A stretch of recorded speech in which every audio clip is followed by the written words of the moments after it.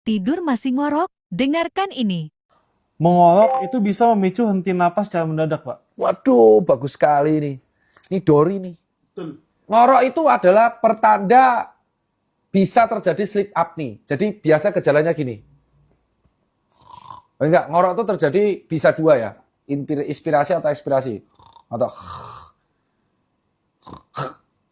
stop nafas. Kenapa? Kenapa bisa berhenti nafas?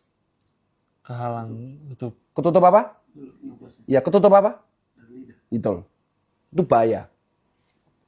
Kalau dia sekali ketutup 8 detik atau 4 detik. Dan ternyata ketutupnya 4 detik nih Kim. Terus dalam waktu 7 jam dikali aja. Gejala awalnya adalah orang tersebut sering mengantuk. Sering capek. Bangun nggak seger. Sleep apnea itu bisa bahaya. Karena bisa mengganggu penurunan kualitas hidup. Jadi kalau di sekitar kalian ada orang ngantuan, ngorok, nah itu berarti gejala sleep apnea. Caranya gimana? Bawa ke dokter SPTHT.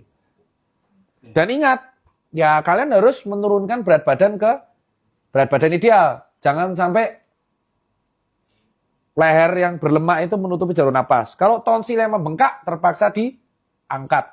Itu yang biasa diceritakan sebagai operasi amandel.